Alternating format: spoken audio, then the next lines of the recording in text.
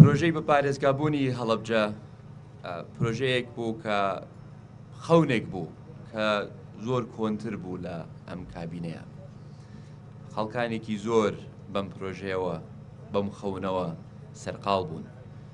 لە جەنابی مامجەلالەوە بیگرە بۆ بەڕێز کاک مەسعود حکوومەتە یەک لە دوایەکەکان کابینەی 6-7 خۆشبەختانە لە تەمەنی کابینەی 8 ئەم پرۆژەیە بوو بە پرۆژەیەکی فعلی و پرۆژە یاساکەی بۆ پەسەند کرا. بۆیە نابێ دەوری لایەنە سیاسیەکان، کەسایەتیەکان، کەسایەتی ئاینیەکان، کۆمەڵگای مەدەنی، ڕێکخراوەکان، قانونیەکانمان یەکێک بوو.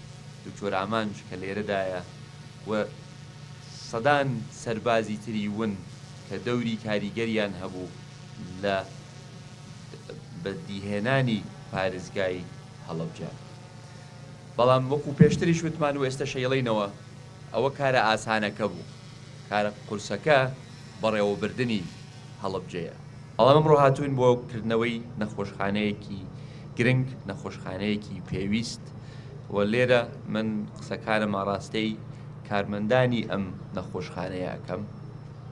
ئەمڕۆ خەبەرێکی خۆش ڕاگەیەنی، بەڵام ئەمە ئێستا کە واجبێکە لەسەر حکوومەتی هەرێم ئەمەی بکردایە، ئێستا ئەرکێکە لەسەر کارمەندانی تەندروستی لە جەنابی وەزیرەوە بیگرە تاکو یەکە بە یەکەی کارمەندانی ئەم نەخۆشخانەیە خزمەت بگێنن بە خەڵکی ئەم دەبەرە، خزمەت بگێنن بەو کەسانەی کە بریندار بوونە لە دەستی چەکی کیمیاییەوە و ئەبێ بە باشترین شێوە خزمەت بگێنن بەو کەسانە، چکن شایستەی باشترین خزمەتن.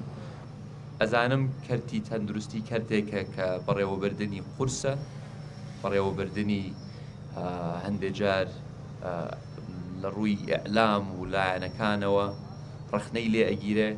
بەڵام من ئەتوانم شایدی ئەوە بم بۆ کاک دکتۆر کە چەند پەرۆش بوو بۆ ئەم نەخۆشخانەیە و بەبێ پشتیوانی بەڕێز مامۆستا مەحموودیش وەکو وەزیری شەهیدان کە دڵنیام ڕۆژانەی هێنایەوە بیر دکتۆر کە ئەهمیەتی ئەم پرۆژەیە چییە و بۆ ئەبێ پەلە بکەین لە کردنەوەی ئەم پرۆژەیە. ئێمە ئەمڕۆ لێرە کۆنە ئەبووینەوە، بۆیە سپاسیانەکەین. ئەرکی سەرشانی خۆیان بۆ واجبی خۆیان بووە، بەڵام خۆشحاڵین کە ئەمڕۆ ئێمە لێرە پێکەوەین. ئێستا ئەرکەکە لە سەرشانی ئێمەمانان و کارمەندانی کەرتی تەندروستیە بە کارمەندانی ئەم نەخۆشخانەیەوە سەری هەڵەبجە بەردەوام بەرز بکەنەوە و لە خزمەتی ئەم خەڵکە بن، شایستەی ئەمە و زۆر زیاتریشن